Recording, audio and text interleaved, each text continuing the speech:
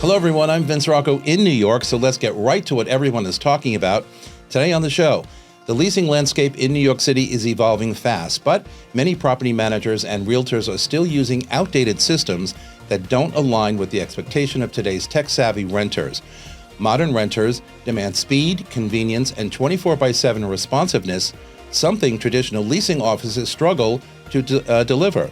That's where AI comes in, with tools that can automate lead follow-up, schedule tours, answer questions in real time, and personalize outreach. AI helps leasing teams operate more efficiently while offering better experiences for prospects. In a hyper-competitive market like New York City, where every inquiry counts, AI just isn't a luxury, it's becoming a necessity to stay ahead and lease smarter. And at the table with me today are Ryan Sollinger from apartmentlist.com and Joseph Castillo from Compass. They join me now to discuss, but first, let me welcome my listeners and my viewers from across the United States and all around the globe. This is Talking New York Real Estate, so let's go behind the headlines and inside real estate, the state of our industry. Hey, it's Stephen Bailey from Roadway Moving and Storage. Listening to Vince Rocco, you hear a lot about how crucial it is to have the right partners in this industry. At Roadway, we don't just move your clients, we give them an experience they'll love. Specialized services to our white glove treatment, it's all about making sure your clients feel taken care of every step of the way. And if you're looking for a rewarding referral program, reach out to me at steven@roadwaymoving.com or visit roadwaymoving.com. Okay, everybody, we are back. So today we're going to be talking about the leasing market, the rental market, a little bit about the sales market. There's a couple of things we want to chat about, and it's how we are automating or trying to automate searching for listings for renters. Artificial intelligence. We're going to talk a little bit about the FAIR Act that just went into practice on June 11th, I think, of this year. What it really means out there for realtors, what it means out there for landlords, and actually what it also means for tenants. So let's get right to it because we've got a lot of information here today. Joseph, let me start with you. So in your typical business, book of business every day, every week, every month, whatever, what is the typical leasing client who comes to you? What is their profile and what is it that they are looking for? Because as I said at the top of the show, and as we'll chat about throughout the show, New York is a very different place, from anywhere else in the world. People who live here, people who want to live here, people who want to rent here are different as well. Expectations are different. So tell us a little. The rules are different as well. Everything is Anything different. goes. So give me a little piece of what the clientele profile is and actually what they're looking for. And actually, are they realistic in what they're looking for? And what are they spending? Well, let's talk about the whole thing. Yeah, let's talk about all of that. I mean, first of all, thank you for having me. I can't believe I'm here. I'm such a big fan. I listen to you every single week. So thank you. I'm very, very honored to be here. But what do my clients look like? I work with primarily two types of clients. I work with everyday New Yorkers, and I work with transplants. I work with a lot of students who move to the city, and then they dorm the first year, and then the second year, they're like, Mom and Dad, I want my own apartment. So I work with a lot of those. I have good connections at NYU and Parsons. Those clients tend to be a little bit more different than the everyday New Yorkers because they have very high expectations and they don't want to spend as much money because they're not familiar with the market. Right. So I find that I spend a lot of time just educating people. And I think that's part of the reason as to why my business is so solid, because I make sure to take my time informing every single client about exactly what goes on in the rental market. And I find that when I adjust expectations and I hear them out and I tell them, look, you're not going to be able to find that for $3,500 a month, or you aren't going to be able to find that for $3,500 a month, but you're going to have to go up to the heights. No doorman either. No doorman. Everybody wants a doorman. Nobody wants to pay the doorman price. I don't want a doorman anymore. I've said that on this show many times. I've been there, done that for 30 years. I could do without one, but I get it. Everybody wants a doorman, especially when they're first coming in. I know. Well, and you don't want a doorman because they get to know your entire biz, and then you have to tip them off. It's a bribery. It's a bribery on the holidays. Exactly. It's always a bribery. But let me ask, so when you say rather, and to Ryan's point before, what are they actually paying? Because nobody wants to pay the exorbitant, amounts of rental these days. But what are they actually paying, and what are they getting? These first-time renters. I mean, One look, beds, studios. My budgets are all over the place. I mean, right now, I think took a look at the rental report for May. I think the average one bedroom right now it's about $4,900. I have clients that are willing to pay well above the $5,000. Those clients that are willing to pay well above the $5,000 average, they want amenities. They want the doorman. They want the gym. They want the washer and dryer unit. That's a huge, huge thing. I know everybody wants that. Me too. And But then it changed, didn't it? Didn't used to always be that way? No. But No. it's become that very much so. I mean, and rightfully so. It's got Even on the sales side, by the way. 100%. If the building does not allow for buyers to install washers and dryers, it's a tougher sell. 100%. People want to wash their own laundry in their own apartment. I get it. I do laundry every single day. I don't want anybody to look at what I'm washing or drying. I totally agree with that. But, in this town, because we have a lot of older buildings, the older technology, the older buildings are not updated for the new technology. And I live in a pre-war from 1929. Yeah. We are not allowed to install washer dryer. I, for the same reason, would love to do my own laundry. But Ryan, let me ask you something. So why, you were an agent for many years. Why has, the New York City rental market remained so expensive, so competitive, more than any other city in the world? I mean, Joseph touched on it a little bit, but what about New York City? And we talked about this before the show started. What about New York City is so intriguing that people are willing to pay $4,900, $5,000, etc. for a one bedroom in New York, where you can rent a whole house in the burbs for that kind of money? Of course. First of all, thank you for having me, Vince. I'm happy to be here again, especially in a new role and a new capacity. So I appreciate We're going to get to that in a sec. giving me a soapbox to stand on and come here and connect, learn, and listen. But I think the reason New York remains so robust is because it's a cultural icon. This is home to the capital, the jobs, the culture. I mean, it's the best city in the world. Yeah. Why wouldn't New York remain so hot? Where else would you move to? I mean, what other city would you move to? Maybe London, maybe Tokyo. I don't know. What offers something comparable to this? And it's really hard to put your finger on it. But I think that the median rents at $4,700 a month right now, which is what I looked up, demonstrates the popularity that endures here in spite of the increased costs. So you still have record low vacancies at the moment. Why is that when it's more expensive than ever? Rents went up almost 15% after the 2019 laws passed, which hindered the ability for owners and operators to lease the way they had traditionally had before. And in spite of rents going up, even today with the FAIR Act having passed, and rents will increase more as a result of that, we expect New York to continue to dominate the real estate market in terms of popularity, in terms of the go-to destination. New York remains a hotbed of everything, and I think both of you have touched on it a little bit. I mean, there's everything: the financial capital of the world, the social capital of the world, Broadway. I mean, some of the best restaurants, will be found here in New York City. I mean, across the board, New York is a happening place. But there are places like Chicago, like Los Angeles, like Miami that people were running to for the longest time, and I see that kind of turning around. And it's interesting because initially I think people run away from New York because the prices are too high, but always end up running back to New York because of what you all said. There's no place like it. We saw that during COVID. I mean, absolutely. 2020, for 6 months, we were all freaking out.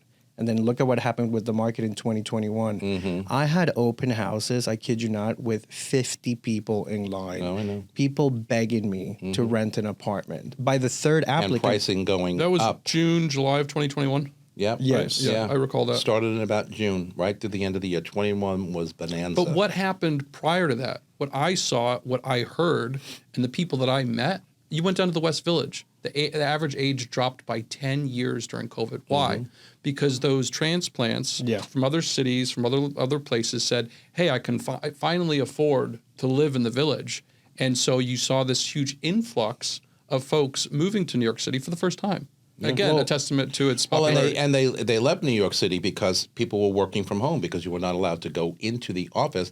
So young folk who were renting apartments for the first time in their life said, hey, I'm going to go home to mom and dad for a while because I'm going to save money. So they lived home for a year, maybe a little more than a year. And then when the mandate said, okay, now everybody can go back to work, they're like, okay, enough with mom and dad, enough with living in the basement or whatever. I'm going back to New York and got another apartment again. And here we are since then. But 21 was a bonanza year.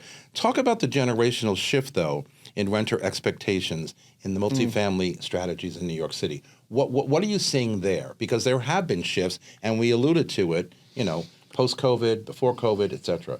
Well, expectations, demands are constantly evolving. We talked about the washer dryer popularity. When I was working in real estate, 15 years ago, it wasn't so important. Did we meet 15 years ago? Is that how long it's been? It's probably been longer than 15 years. Up in Harlem on the street one day, I was showing something, he was showing something. I always think about that whenever I think about Ryan, and I'm like, wow, and he's here again. Well, there was two suits running around in the same neighborhood. Exactly. The odds that we were playing in the same space were pretty narrow, and it turns out we had a lot of overlap. You can pick out a real estate agent a mile away, right? That's very true. Especially up there back then, too. Exactly. But it turns out we had a lot of overlap. So expectations changing. I think that it's not just about the amenities that are evolving, because obviously those will change and expectations will increase. But what we're seeing now is someone being able to open up their phone and order a car. And it might even, we talked about earlier, curbed. Yeah. Maybe it's connected with the taxi service now. And so you're getting a yellow cab when you've been, pulling it from Uber. Instacart, Amazon, we expect that package to arrive the next business day. Where has real estate kept up with that trend? Where are we in the context of those services and those expectations? Soon and you'll quite be frankly, able to- I think we're still very far behind. Maybe soon you'll be able to order a broker to your door. Well, listen, Vince, business idea. don't say that too loud, because people are already talking about that. But you're right about ordering everything. Although I got stumped the other day, not even on Amazon. I ordered a pair of shoes, which I never do. But I said, all right, break your rule, do whatever. I ordered the shoes, and then I looked to see when they were going to be delivered, and it said July 8th. Now, this was like a week ago, and I'm thinking, July 8th? That doesn't So I sound did about right. But hey, I did a little investigating, and I realized that the manufacturer is in China, and it was shipping from China, and I immediately got all ticked off and said, I'm going to cancel this. I'm not waiting till July 8th for these shoes, and I don't want anything from China. What was that, 7 business days? we're so spoiled. No, overnight. Oh, it was overnight. You get it the next day. Yeah. Amazon, usually maybe 2 days. How long were they quoting you? It was going to take a week to get there? I think I didn't pay attention, but I think they said that delivery was going to be, and I'm like, whatever, I like the shoes. Yeah. And then when I looked to see the confirmation, and when it was shipping, I said, July 8th? Mm-hmm. Okay. They're Got it. canceled. I'm going to hate the shoes the minute they arrive at my house, trust me. That's a fine example. In a parallel way, renters' expectations are evolving in a very similar way. We're expecting immediate results. 100%, which is why it's so important that, when a renter inquires, they want to get an answer within 2-3 hours, because most renters are going out of their way and taking time off of their schedules to find an apartment. It's essentially a full-time job. So I have found that the AI leasing assistants, when you inquire through a big management company or a leasing company, they have these AI assistants that respond to your inquiries right away. Yeah. Well, those AI assistants in anything has been really helpful. But Yeah. what are the risks of continuing to use outdated systems these days? Because as you just said, Joseph, everybody wants immediate answers, immediate attention. Yes. I'm asking a broker, I'm doing this, I'm doing that, but, I want an immediate answer. So what are the risks for us as real estate agents using outdated systems, not yet AI-driven, in getting back to or responding to our clients timely? Because, again, they want an answer yesterday. Even on the buy side, by the way. But on the rental side, it's even more immediate. What's that about? We were talking about a mutual friend of ours, Matt, earlier. Yeah. And we were on holiday together in Costa Rica not long ago. And what I was amazed by was just how often he was picking up the phone to field Yes. those inquiries at all hours. Yeah. And some of it was redundant. Some of it could have been, some of it was necessary hand-holding, broker to client. Yeah. And you have to be there to hold their hand. But there was a lot of redundant information and inquiries that were coming in that were that could have been streamlined theoretically. Stuff that they might even have access to themselves. Yeah. But, that's where a broker comes in. That's where it's important. But one of the themes that I'm hearing about from owners and operators is that a lot of them have said this to me. I've heard this in a few different places across the country, which is we're afraid if we don't adopt, we're going to be left behind. That's the theme I'm hearing, at least. So even when you say adopt, explain what you mean by adopt. Adopting automation or sticking your head into what the technologies, tools, and resources are creating these days. Because I talked to a brother of mine in Boston who has a pretty decent size portfolio that they own and manage. And they don't go to these tech conferences. They don't go to the real estate trade shows often. And, he's talking to me pretty regularly about what I'm doing, what I'm seeing in the market. And he told his team, hey, we have to start subscribing to these things or attending these conferences and, stepping foot into this world because we're going to be left behind if not. And they're still operating the same way they have for 30 years, But what challenges are we facing trying to integrate the way we always did things with now these new AI tools or just digital anything? I mean, what challenges do we face? You're out there currently working with, renters. So you say they want immediate answers. So what challenges are you facing when we don't have AI-driven tools? And when we come back from break, Ryan's going to explain to us what his company is all about. But what are the challenges that we face right now? Because even I don't do a lot of rentals, but even on the sales side, there are many challenges out there. Many. I mean, it's very hard to tackle on everyday tasks while you're out showing. You can't do it all as a broker. And I think that the biggest challenge is how do we implement technology so that we can tackle on everyday tasks without taking away from the core essence of what we do? This is a people's business at the end of the day. Mm-hmm. So I think that if we can implement AI so that we can tackle on those everyday tasks and allow us to focus on the core essence of our business, I think that's the key part of and I agree. I agree with that 100%. But I think we need to first define what that core aspect of our business is for all of us, because we are always involved in so much, and when we're people interfacing, it adds another level of complexity. All right, we're going to take a break. There is so much more to talk about with Ryan and Joseph.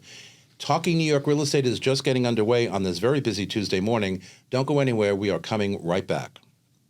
I'm Brian Scott Cohen, one of the top loan originators in the country and the #1 mortgage originator at Guaranteed Rate Infinity. Guaranteed Rate Infinity arguably has the most advanced tech in the industry. Our completely digital loan process makes it easy and efficient for homeowners, from a 15-minute pre-approval to the digital application and through closing. My team and I would love to help you get into the home of your dreams.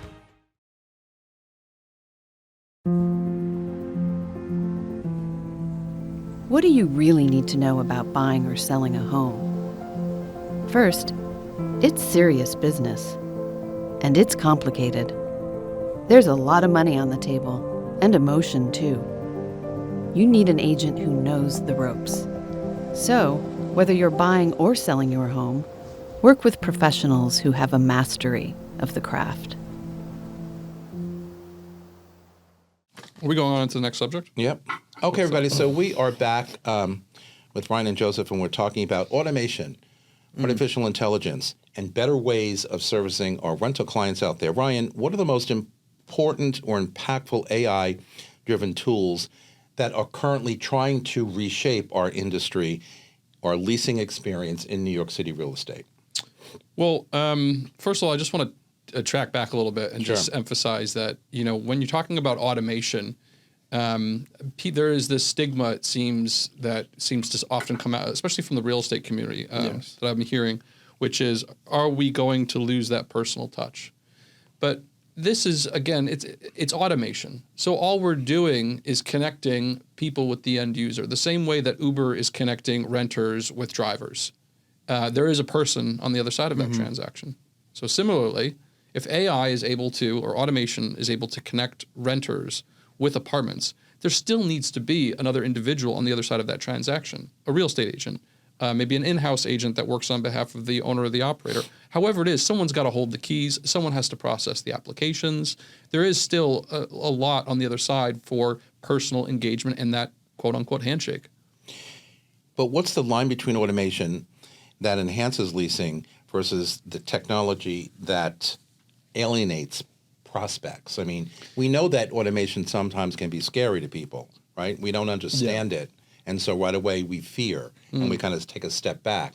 But it's helping us. I mean, the other day I had Wi-Fi issues. So I go online, I'm chatting with AI support, and then the AI assistant wasn't able to assist me with the questions that I had. And then at some point I just got so stressed, I was just like, forget about this. I'm just going to have to use my cellular data because I wasn't able to reach somebody. So I think the important and the key part here is that if we do implement AI into our everyday practices, we need to make sure that there's still a person and a human experience at the very end of that. Yeah, well, at the end of the show, with my final close, we're going to talk my opinion on what AI is all about. But I agree with that. But can automation help create more personalized renter experience, or does it make it feel more transactional? I mean, because people say to me sometimes that you keep mentioning the fact, Joseph, that we want to keep it personal. This is what we do. You know, our interactions and our relationship with our clients and our customers. But does automating it to the point where it's too much and it becomes really transactional feeling, or can we keep that personal in it? Well, first of all, it is a transaction. However way you paint it, it's a transaction. But how does the renter feel about that? Correct. But the same way, again, use that example of Uber. You know, it's a convenience. Not everyone is going to use Uber. You dropped Uber. You fired them a few years ago, right? I certainly did. Okay, great. So very happily did. We are not going to expect to capture the entire market, but it's 2025. Okay, right. That means the youngest renters right now have grown up with cell phones in their pockets and have been totally plugged into these technologies and these tools for more or less. So you're going to see a rapid increase in those expectations for those same streamlined conveniences. So will everyone utilize it? No. Will there be tasks that the AI won't be able to perform on? 100%. Yeah, sure. But it's evolving quite rapidly right now. So for example, there's a parallel tool where we have, which is maintenance renewal requests. So if you wanted to call in and put a maintenance request, say it's a clogged sink, that's pretty easy for the AI to handle, tag that, it's not an emergency. Now, an emergency case where we need immediate response time,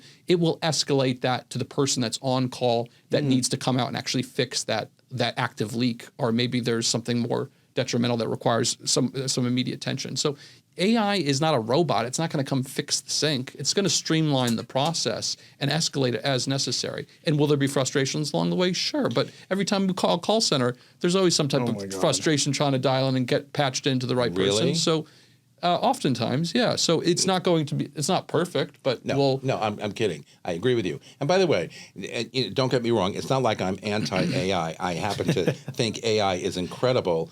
I use it for the show all the time. One of the things that does amaze me, though, with AI is, when we've all gotten so Google sensitive, right? Google, or Siri, give me an answer to this, or Siri, give me an answer to that. Oftentimes lately, I'd say in the last several months, what pops up when Google doesn't have an answer? Would you like me to check with ChatGPT? I'm like, I love it. No, I do too. But I'm like, okay, so AI is just a much better version of what Google searching was ever about. Yeah, search results on Google are down. People are utilizing the ChatGPT instead. But I will always start with Siri, they're using them for and then therapy go to even. Some people are using AI for therapy now. Have you heard of that? I have. Some people are actually dating AI. It's a thing. I've heard about this as well. Yes. Oh yeah, I've heard that. Really? So this is just the beginning. This is just the beginning of the new era. Maybe we will turn into Homo technos.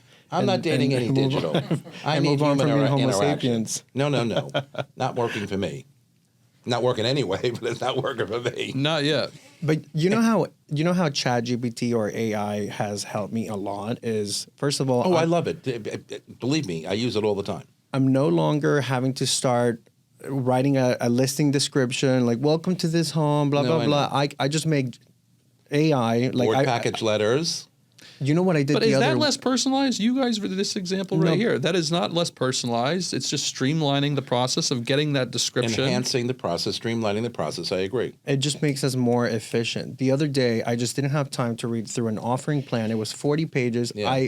submitted it into AI. I uploaded the document, and it gave me a summary breakdown. It took me 5 minutes to go through this offering plan. And I've done the same thing. The only concern I have, and maybe that's the older statesman in me that says, okay, we're limiting people's learning experiences. We're making it too easy for people to not read, to not learn, to not digest. Colleges are getting whacked with students writing papers using AI. I mean, it's becoming. But will that benefit society? Will that free up bandwidth for us to pursue more but how artistic? Smart or not are you becoming? Because it's too easy to use a machine. I mean, but that's a whole different conversation. Well, I guess that's a little bit more philosophical, isn't it? But I guess that's a whole different conversation, because if AI is taking time away from, I guess, let me rephrase this. Let me think about this. I think what we're trying to get at is that AI is helping us agents become more efficient. Mm-hmm. Because we're not sitting down for an hour coming up with a description. I didn't go to school for creative writing. I'm sorry, that's not my forte. I am good with people. When I'm doing this with people, with my clients, this is what I'm really good at. And AI facilitates that for me. Now, whether it's making me lazier, I mean, maybe just a little bit. But if you know what, if I get those 30 minutes back at night to read my book or to watch my shows, I have a better life. I have a better lifestyle. So okay, I can agree with that. Ryan, let's talk a little bit about apartmentlist.com, okay? How is it being utilized? Tell us a little bit about the company and what the benefits are and how AI-driven it is. So Apartment List is or was like a traditional ILS in some ways, Correct. Internet listing service like your apartments.coms and so forth. And over the years, we've evolved into something else. We bought an AI company a number of years ago that we integrated into our platform. And so instead of it being a traditional place or marketplace, it's both a smart platform with AI and automation meeting this marketplace for owners and operators to list their rentals, their multifamily rentals, not sales or condos or co-ops. Right. And also for renters to get connected with those apartments, much like the way Uber connects renters with drivers. We're asking these renters to take a quiz, and we use that quiz to create these data points to nurture and curate the right leads for that renter. And as they engage the app, as they engage those listings, they swipe on it just the way they would on a dating app. So it's not a data dump. It's truly they're looking at each individual listing. And instead of it, if you're looking at you want a gym or a pool, instead of putting that criteria in and then all the non-gym or non-pools fall off, there's a folder that they get all put into saying, well, if you want to become flex on the gym or flex on the pool, here are these listings to go through. So I did see that, by the way, because I signed up yesterday, and I loved that it asked me at the very end, what's most important to you? Is it the commute to school, or is it the commute to work? Is it the washer, dryer, and unit?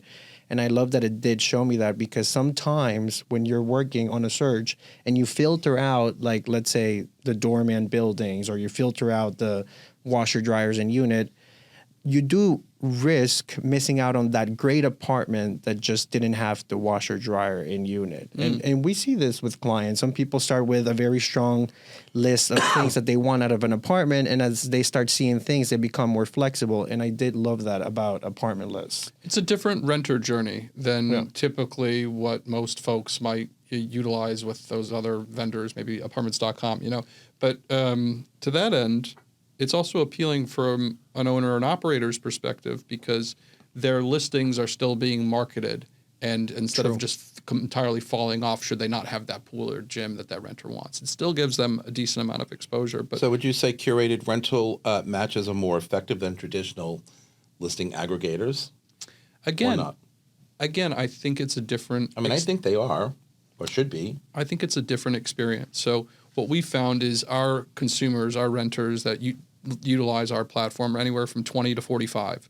So it's a younger cohort. They're maybe a bit more tech savvy or tech inclined, because they're going through this renter quiz, this renter journey, which, to be fair, we do have renters fall off because they don't want to do that. They want to plug in the way maybe a traditional ILS might have. But we don't want those folks anyway because we want a different set of renters. We don't want the window shoppers, so to speak. And I think that by doing this, it removes more of the window shoppers and actually puts more high intent renters in the mix on our platform. So that's what we find. What does a one-stop shop for leasing, tech, marketing, plus AI, plus communications mean for smaller operators or even for landlords? So Apartment List, again, has a smart platform that leverages AI and automation to nurture these leads. So for example, say someone is searching on the platform and they swipe that they like this particular listing. Instead of you getting plugged in as an agent directly to this renter, the AI is going to nurture this lead and evaluate how much intent they really have. Are they moving in the next 90 days? Are they moving in the next 2 weeks? Do they want an application? Are they interested in scheduling a tour? Once we get past those barriers, then it would pass off to an agent. So all that follow-up, all of that chasing, all of that redundant, all those redundant tasks that you might even find frustrating as an agent, it's going to automate that for them. And then what you're going to see on the other end that actually does hit your desk are the folks that have requested an application or perhaps already filled it out, or they've already put a calendar on the a tour on the books for you to actually engage. And that will be your first. And then you'll be able to see the whole AI conversation previous, depending on how much engagement there was or what they asked or what the AI was able to answer. And so then you can evaluate and say, look, this is where this renter stands. I have a tour in the books, or I have a pending application as a result of this. And so we do pass it off. There is an end user. And as an agent, how do I syndicate my listings? Do I have to actually input them myself, or do they syndicate from the RLS or from any of the other databases? So we typically work with owners and operators to add their portfolios. So for example, we traditionally work with just strictly multifamily buildings. So your condos or co-ops, leases that wouldn't that wouldn't be suited for the platform. So I wouldn't be able to as a broker. As a broker, if you had an exclusive relationship with the owner of that particular multifamily building, you could definitely have these listings put on the platform easily. It's pay per lease. So if we actually produce a lead that ends up moving in, the AI will be able to see the move-in card and the timestamp to determine that we were the first, attributed to that lease. Then we would charge a very modest fee when you compare it to sort of a real estate agent's fee. So it'd be great for agents too because it's a modest price that could benefit the broker and the owner, the operator at the same time. So leasing smarter, not harder, based on technology, based on AI, you would agree is where we're going, where we are, and where we will continue to go, right? No, I don't think that we're there yet. I think that we have a long ways to go, especially here in New York City. I think that for generations, people have been operating the same way, and there are going to be a lot of folks that hold out to the last, and I'm seeing that. But you look at your Greystars, Avalon Bay, there's a lot of big names that are already leveraging these tools, and it's just going to have a trickle-down effect. I mean, it already is in the conversation. So, well, and as Joseph said before, on the sales side, helping write listing descriptions. I mentioned, board package, personal letters and professional letters.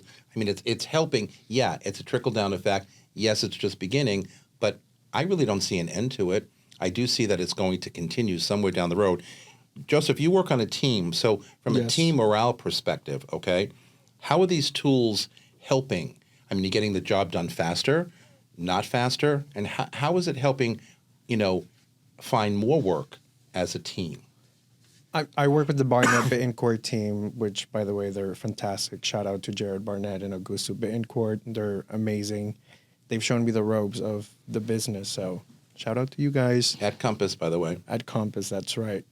Well, we have a virtual assistant. Mm-hmm. So it's not quite AI, and we absolutely adore and love her. Explain that to the audience, please. So a virtual assistant is an assistant that works remotely. She works out of the Philippines, and she works during our business hours. I believe she works 9 to 6, which is 9 to 6 in the Philippines. When I was in real estate, we had the same thing. Mm-hmm. She's fantastic. She's very smart. She's extremely efficient, and she helps us with those inquiries. She helps us with those board packages. She helps us with the with setting up DocuSign, with sending invoices. So it really allows us as a team to focus on the people's business, to focus on the client, because we have somebody that's taking care of all of the operations, essentially. Not quite AI, but it's a parallel. I mean, you're Right. you're outsourcing you're automating and outsourcing these tasks. I mean, that, Exactly. that kind of assistance has been around for a long time, and they have been used by many, many, many agents through the years that I'm aware of very successfully. 100%. And they're very helpful, and they work, as you say, on your schedule. When we're talking about, all this new technology, are we heading toward a time when renters are expecting every transaction now, or every inquiry now, or every interaction with a broker to be easier, faster, more successful, because we are now AI-based or digitally based? Do the renter out there, and I guess I can say the buyer too, are they really expecting better and faster? You mentioned it before. Yes. People to people want stuff, and they want it immediately. Are they expecting better now? I have an example. And as you said, Ryan, we're not there yet. We're not. on our way, and we're getting there. But you know how the expectation of people is. At 8 a.m. this morning, I rang a bold-faced name shop here in New York City, who's working on a brand new, big, beautiful development. And I'm familiar with this project. It's just launched. It's the first phase. There's going to be over 1,500 units in this building. And I called to check in to see, is someone going to pick up at the leasing office? And it was routed from the leasing office, which of course was not open, to the main office. And actually somebody picked up. And they had me on the phone for almost 10 minutes when all I wanted to know was, is there an open house at the property today? Will there be an open leasing office? And she spent almost 10 minutes with me on hold trying to find the phone number, and then basically gave me the same phone number that I had initially called. Now, you tell me where AI could help automate and not only save them time, but save myself time. Because if I had if they had been plugged into our services, for I'm example. impressed with 8 a.m. in the morning. I know. Making a phone call. Well, I couldn't believe somebody picked up. But I think it's their loss as well, because an AI agent could have easily picked up, not only told them the hours that they were going to be open, or even booked a tour for them, but it would have been a little bit more helpful than what I was getting from the uncaffeinated, poor front desk worker that received my call this morning. I hear you. And again, we're coming right back. Got to take a quick break. We're going to get into the FAIR Act and what changed law-wise as of June 11th, just a couple of weeks ago. So don't go anywhere. This is Talking New York Real Estate on the More Network. We will be right back after these messages. This beautiful set here at Studio 1873 is brought to you by the Everset. The Everset provides full-service staging and furniture rental solutions in the New York area. For more information, please visit us at staging.theeverset.com or email us at staging@theeverset.com to request a free proposal. When we first started Excel Real Property Management 11 years ago, we did so with the intention of protecting the investment community. Here at Excel Real Property Management, we focus specifically on serving the needs of individual apartments, townhouse, and small multifamily building owners both in Manhattan and select neighborhoods of Brooklyn.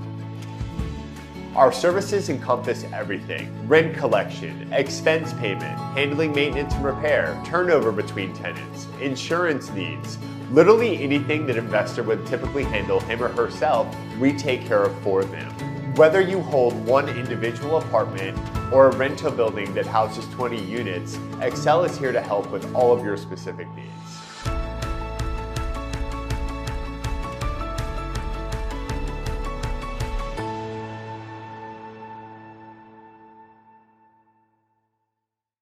Okay, so we are back. Let's talk about the FAIR Act. It's a very controversial law that just went into place here in New York City, directed by and promoted by and written by the New York City Council, local council here in New York. It's very controversial, as I said. It basically says now that the only person who gets paid a commission, only agent who gets paid a commission is the listing agent, and that is being paid by the landlord or the owner of a condo will pay the listing agent. The tenant agent now can only get paid if the tenant agrees to pay them. So my concern there is whenever you tell somebody they don't have to pay, they're probably not going to pay. So we're going to see how this all plays out, and we're going to see the real story as it plays out over the next couple of months and year. But I'm not too optimistic about it. But let me ask, a couple of questions here. So Joseph, how is this going to change the way we think about our rental practice, our rental businesses, whether we work for the landlord, whether we work for the tenant, and how appreciative are landlords going to be with needing to now pay when they didn't have to pay anything before? What are the ramifications? Well, I mostly work on the tenant side. I've been repping tenants since I started this business. Mm-hmm. And the way that I sell my businesses and my services is that it's a luxury service. You could do this on your own, but you could also just pay me to do it for you. People are busy. They don't have the time to dedicate 40 hours a week to look at all of the brand new listings and determine if it works for them or not. So I always tell my clients this is a luxury service, and that also means that this is my fee. So what it means is that if you're going to hire me, you're going to pay me. And I think what the Fair Act is trying to do is overall simplify the process. Whoever hires the broker pays the broker. In the past, when I took on a client or a tenant hired me, I always had to have the conversation with them that there are some instances where we would find a listing where the broker was also charging a fee, and therefore we would have had to co-broke that fee. Now, from their perspective, they thought that it was a little bit unfair that they had to pay the listing broker whom they hadn't hired, because from their perspective, they just opened the door to the apartment, right? Now, whether that's true or not, I think there is maybe a disconnect between everyday New Yorkers and maybe traditional methods of doing business in the real estate world. I mean, when the whole NAR lawsuit happened, right, we all kind of advocated for sellers to continue to pay the buyer's agent commission. I think it's a little bit hypocritical that on the tenant side, we tell our tenants, hey, by the way, you should pay the commission. Why is that? Well, I think we got away with it here in New York for so long, and then finally, with a lot of transparency and maybe a little help of some politicians in TikTok, they said, we're not paying this fee anymore. This is an operating cost. Let the landlord or the owner operator, let them eat that cost because it's their apartment. They're trying to maintain it. They're trying to market it. Yeah. It should be their operating expense, which is a fair argument, but it disrupts what we've been doing for so long here. Yeah. And for better or for worse, I suspect that rents are going to increase substantially as a result. I know that they're already increasing. And it's unfortunate because while well-intended, the Fair Act will actually hurt the very renters that they are meant to protect. Look, rents have gone up in price. I mean, most brokers will tell you 15 or 20%. I'm on the ground every single day. They have gone up in price maybe 5 to 10%, but we also have to look at days on market. A lot of these apartments that are now currently overpriced because of the Fair Act, they're sitting on the market. New Yorkers are smart. They're efficient. They're very smart. They know what they're buying, and they're willing to pay for it if it's worth it for them. If something is overpriced, they're not going to pay for it. We touched on a little bit of it, but what is going to be the overall impact? I mean, I can see both sides, okay? Yeah. I'm not in favor of this at all because, as I said before, once someone is told they don't have to pay a fee, and by the way, I'm in this business 23 years. If I do rentals, I do it more on the listing side because I sell a lot of condos, and so my condo owner will say, hey, I don't want to sell, but I'll rent. And we've always done the 15% or the 1 month, whatever. They never had to pay a fee. They never had to pay my fee. Now you go back and you say to them, okay, you have to pay a fee, and the tenant says, I don't have to pay anybody anything. Wow, this is wonderful. I see there's a lot of confusion about to happen. That's not true. I have closed 5 rental deals this month, and all of those tenants have paid my fee because they hired me as their tenant's agent. Because I have had the conversation with them. They signed an agreement with you. They signed an agreement with me. They are hiring me, and they know that this is a luxury service. They know that they could do it on their own, but they choose to pay me because they're paying for the expertise. This is why you're a superstar, Joseph, and I applaud you for that, and continue, because we can get folks to pay. But what we need to do, and as I've said before, even when it came to the NAR settlement, we have to learn how to be better communicators, better negotiators, better explaining who we are, what we do, what our services are that we provide. Because look, I just did a very high-end rental from somebody out of town, in town, just before the law changed. So we're getting, 15% split 50-50. I'm representing the tenant. And they did not understand what the New York City rental process is all about. Yeah. On some levels, it could be worse than a sale, okay? You still have to do a board package. You still have to have all the financials and the tax returns and the whatever else. It was a nightmare.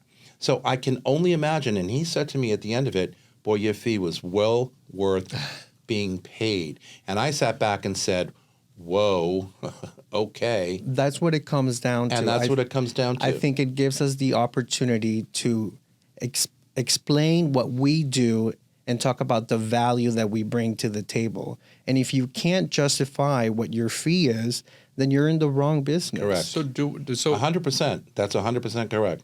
With that said, could we speculate that we can expect to see an increase in more professional real estate agents and less of those folks running around flipping rentals all summer the way we might have in the past? Well, I think that there's going to be few licensed agents out there the way that there has been maybe too many in the past. Maybe this is going to push some of them out of the market. I think, unfortunately, it is going to hurt listing agents 100%. And it's going to hurt a lot of landlords. And I've already seen an increase on listings posted by owners, which, by the way, they're doing a terrible job.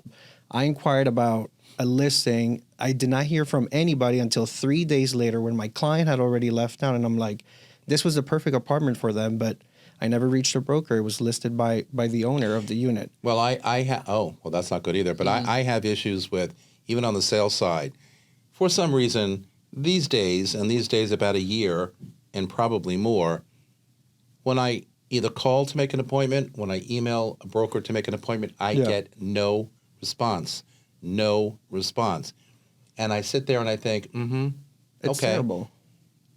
I want to show your apartment. I need to show my client your apartment. I want to make this you money. This is where we need AI. And then I come back and say, okay, second request, and I could be obnoxious. Third request, and I still don't get an agent to respond to me. I'm like, what is this about? I hate begging people to pay them. I hate that feeling. No, but I want to show your apartment. And I want to make business. Right. I want to do a deal and I want to get it done, and I hate that. But when you can't get an appointment, sometimes the buyer and or renter says, screw you, I'll go directly to that person myself. And I'm sure they do it. Mm-hmm. Well, then you don't need that client in the first place. Well, I understand that, but listen, we can't control every client, right? No. I'm just saying these are the things that can happen, and I've seen them happen. How then do we market in the new way of rental business? How do we market our listings? Well, take that example that pain point that you just shared. Apply that. That was a sale, or in that case, but with respect to a rental, imagine being able to call and the AI picks up and says, sure, we have availability. It's integrated with the property management software so it can see the calendar. And then the very next day it says, we have appointments available at 11 a.m., 12 p.m., or 1 p.m. Right. Great, it's on the books and it's in the calendar. And then you receive a phone call from the agent saying, you know what? I got this thing on my calendar, but I have to cancel it because there's an application pending, Vince, and here's the update, and this is why they probably didn't get back to you to begin with. If you don't, if it's already sold, if it's already in contract, just send me an email saying it's gone. I went to make an appointment for my haircut the other day. I went on the site. I saw what times were available. I picked one with the guy I like who cuts my hair. I went, done, and left. And maybe it should be that easy. Maybe on the other side, there's a person who butts in and says, you know what, I saw you booked this, but we can't honor this appointment because of X, Y, and Z. But then you still have your response. Correct. And there's not an unknown, or maybe my client's going to go to this person directly. There is transparency. I think that's what the market is looking for. Transparency. That's what the market is looking for, and that's what new shoppers want. It's all about being authentic in every single way. It's about being authentic and it's about being transparent. And people are willing to pay your fee as long as you come forward with those two attributes. The FAIR Act is currently being legally challenged for brokerage firms, landlords, Real Estate Board of New York. Where do we think that's going to go? The judge dismissed some of those cases. Some of them, yes. Yeah. So I think. But we're pushing back again, technically. I understand, but that has precedence because it's been challenged and it hasn't succeeded thus far. And for all intent and purpose, the FAIR Act has been implemented. So if you look up the stories in the New York Post, for example, they're raving about, they love this gossip and juice it up and say, look at these communications between the brokers and the renters, and they're trying to hide the fee, and it turns into a bit of a scandal. So we're all adapting and adjusting, and in the middle of the busy season, no less. So I wish, the politicians had the mind to give us more time to adapt, but here we are. And the reality is, everybody knows about it. And so there's no way you're going to be able to hide this. So how do we adapt? How do we reconcile this? And what happens if a landlord says, or a condo owner says, I'm not paying a fee? Well, they can't list their apartment with a broker. They would have to list it themselves. Right. Unless they want to incur a $2,000 fee for each offense, Exactly. So they can't do that. Whoever hires a broker has to pay the broker. If that landlord or that owner of that condo or co-op wants to hire a broker, they're going to have to pay their fee. That's what the FAIR Act says. It simplifies it. Correct. It is defining who is responsible for paying the fee. I understand that. Yeah. I'm hopeful that, like everything else, I think the problem we've had this year is simple. We've had two major changes to the way we do sales and now the way we do rentals, all in a 6-month window. Big changes. Big changes. I mean, monster changes. And I think the landscape out there, both real estate agents, real estate firms that we work for, buyers, sellers, landlords, renters, everybody's kind of scratching their head saying, what on earth is going on here? And as I always say, even with sellers now, trying to get them to understand our value and saying, look, I'm going to represent your sale, but there's going to be another agent coming in with a very qualified buyer who's going to want to buy your apartment, and you need to pay them. And when a seller says, no, I don't want to do that, then the buyer agent has to go out and say to their buyer, there is an apartment here that I think is perfect for you. Let's go see it. But if you want to buy it, you have to sign an agreement, and you have to pay me the commission out of your pocket because the seller isn't going to pay. I'm sorry, but you know what? That ain't going to work, all right? It's just not going to work. It's not going to work. But if you're a first-time buyer and you're buying a $900,000 or $1 million apartment and you have to pay a $20,000 or $25,000 commission, first-time buyer at the closing table, what are you going to hear? I don't have that kind of money. That's not going to happen. Trust me, I know I work mostly with first-time home buyers, and in the same way that I represent tenants. And they're already paying 4 to 5% in closing costs off the purchase price. Correct. They cannot afford to pay my 3%. That's why I have the same sentiment with the FAIR Act.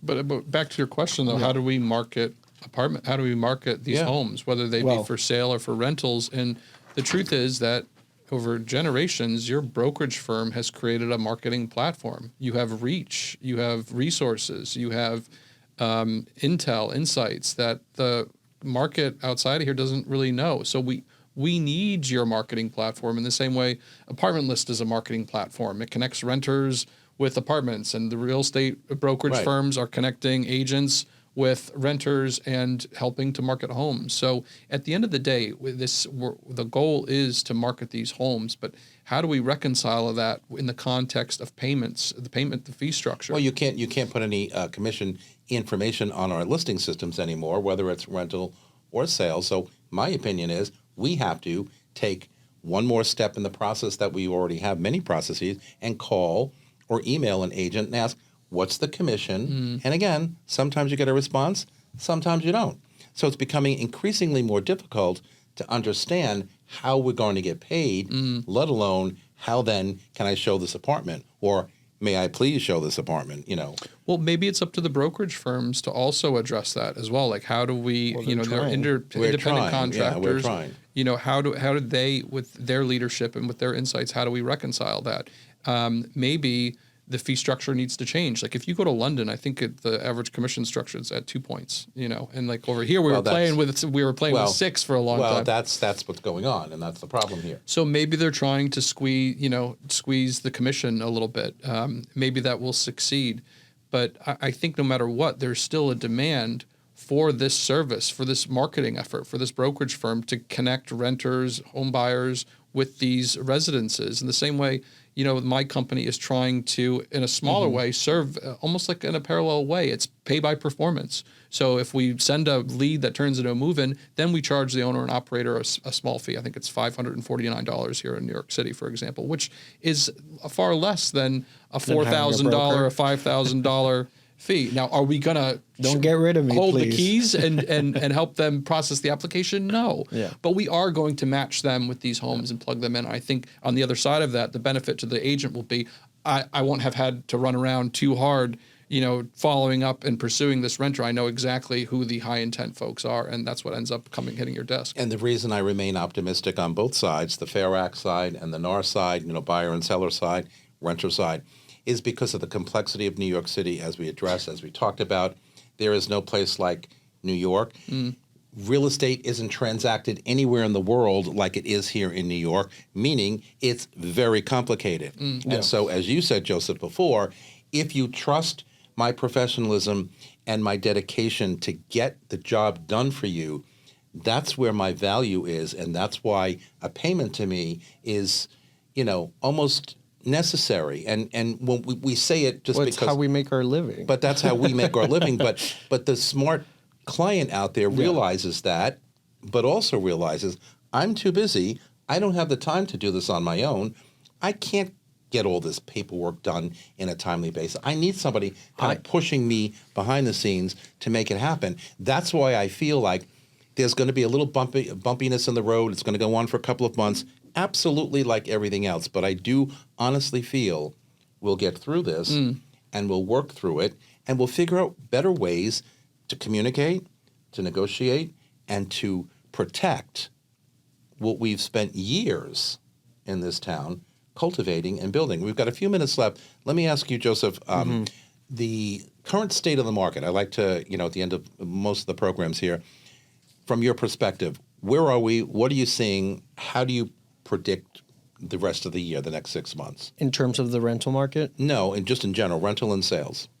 Well, first of all, when it comes to the rental market, we are seeing an increase in overall rents. That's 100% true.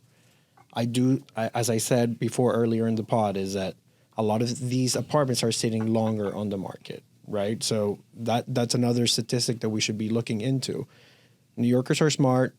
New Yorkers know what they're paying for. They won't pay for something that they don't see the value in. Right.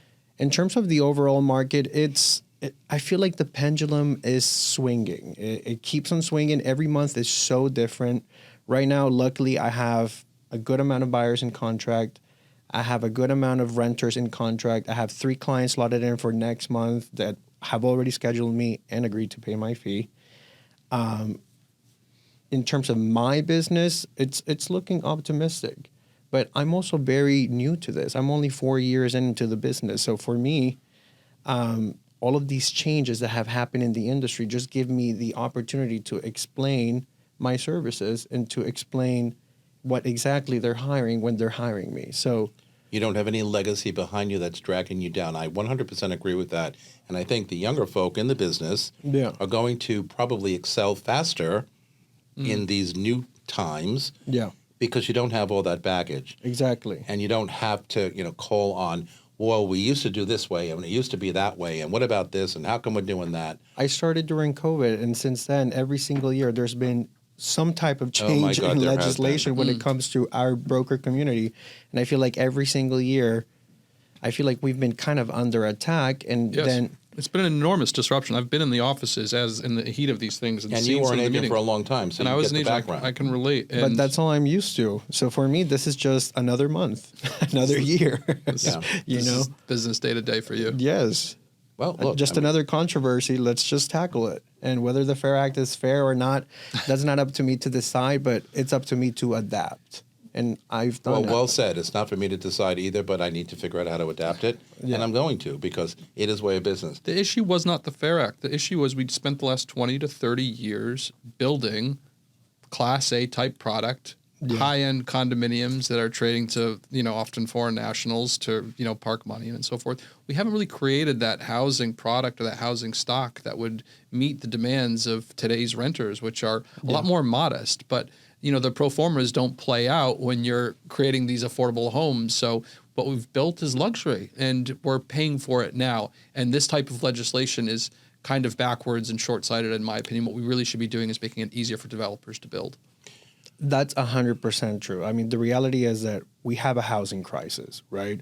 We need to build more homes faster, and we need to incentivize the right people to do it because we need more homes. That's why we have a housing crisis.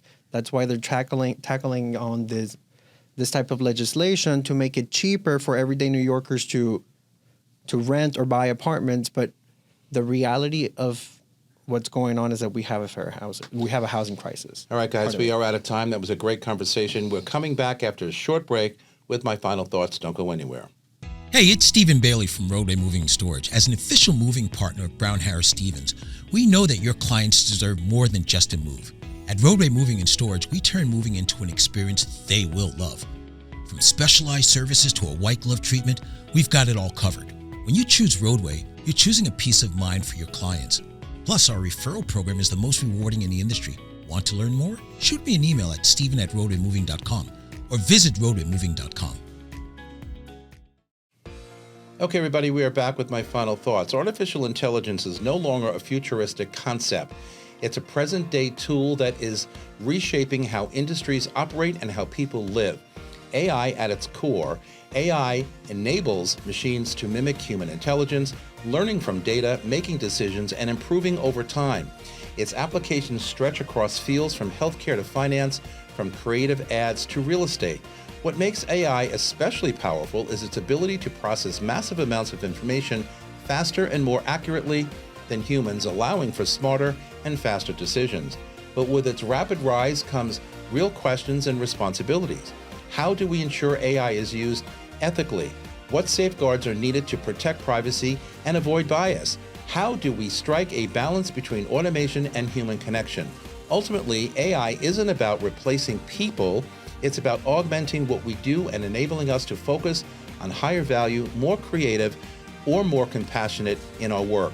Used wisely, it is a tool that can help individuals, companies, and entire cities like New York City right here adapt to modern demands and thrive in a rapidly evolving world. And that's our broadcast for today. Thanks to my guests for being here on set with me.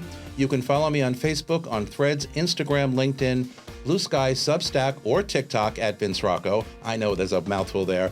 Einstein once said, compound interest is an eighth wonder of the world. He who understands it earns it, and he who doesn't pays it. And from all of us here at Talking New York Real Estate and the More Network, to all of you all around the world, thanks for spending a part of your day with us. I am so grateful, and I will see you next time. Goodbye, everybody.